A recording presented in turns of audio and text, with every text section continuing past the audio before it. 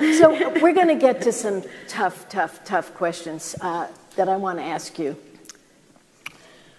On January 6, 2021, the Capitol was attacked, as we all know, and the sacred place where I worked for 34 years and the sacred place that you lead with such dignity and resolve and respect was under siege. It went on for hours and hours. Capitol Police were being attacked.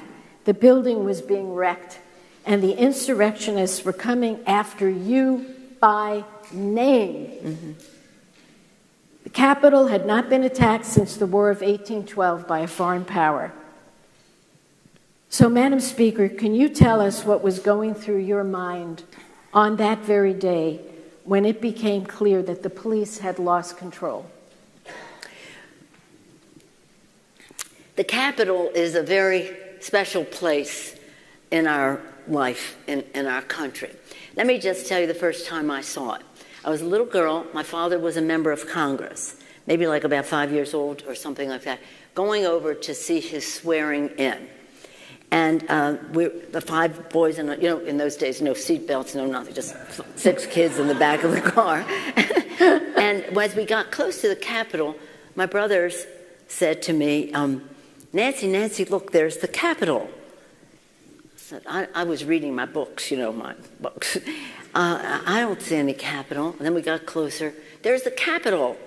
I said, I don't see it. And then all of a sudden they said, Nancy, it's right in front of you, the Capitol. I said, is it a capital A, a capital B, or a capital C? And there it was, this glorious dome that if any of our colleagues who are here will tell you that when you do not have an emotional response to the Capitol or that source of pride when you walk onto the floor of the Capitol, there's nothing, being speaker or leader or whip, whatever I was or am, nothing to compare to your own constituents sending you there to represent them, to speak for them. That is the supreme honor. So with House and Senate, this honor in this temple of democracy, recognized the world over, temple of democracy, to be assaulted by these people, not on just any day, Barbara, but on a day designated by the Constitution of the United States for be the day of the peaceful transfer of power in terms of the Electoral College votes being counted and the new president and vice president being ascertained, designated. So it was not just an assault on the Capitol, it was an assault on our Constitution, and it was an assault on our democracy. And that was the bigger picture of it. The disrespect, the danger, all of it was horrible. It's repairable, the building and not my office.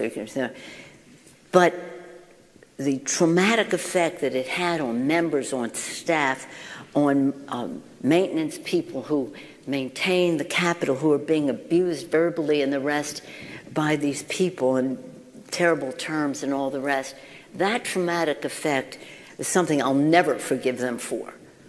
But in terms of the assault on the Capitol, democracy, and Constitution, that is something that we must seek and find the truth. Seek and find the truth of. So what was going through my mind? Well, I being raised in a family of all boys and this or that, I was like, let me at them. But, but the security did not have that same thought. and they just pulled me from the podium, and I didn't even take my phone with me because I said, no, I can handle it, because sometimes they act up, they do nasty things verbally and all that in the Congress. And I said, I can handle them. They said, no, this is different. And so they pulled me from the podium, and then we went to an undisclosed location, which everybody in the world seemed to know what it was, except us, because they could see it on TV, I guess. So it was more concern. I didn't care about me because I, first of all, have a lot of security. And I'm up there in age, it's not like I was 35 years old and they were coming after me. But for the other members, it was so traumatizing. so traumatizing. I thought, who will seek this office? Who will come if they think that their lives are in danger here? But this was, I'm telling you something, my friends, this had every bad thing about it. It had racism, it had sexism, it had anti-Semitism, it had every bad thing you can imagine. The things they were saying, the things they were doing, again, the assault on our democracy, instigated by the President of the United States. Instigated by the President of the United States. And that was the part that was, a president is instigating an insurrection against our country and our democracy.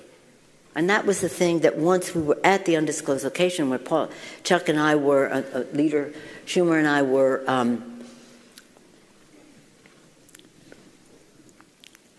that idea that it was the president, we kept saying, tell the president, we kept saying, tell the president to call them off, to call them off, to call them off. But well, it's not even, well, we could go into him if you want, but let's not waste it. Who wants to talk about him? We want to talk about the future. That's right, the future. exactly. So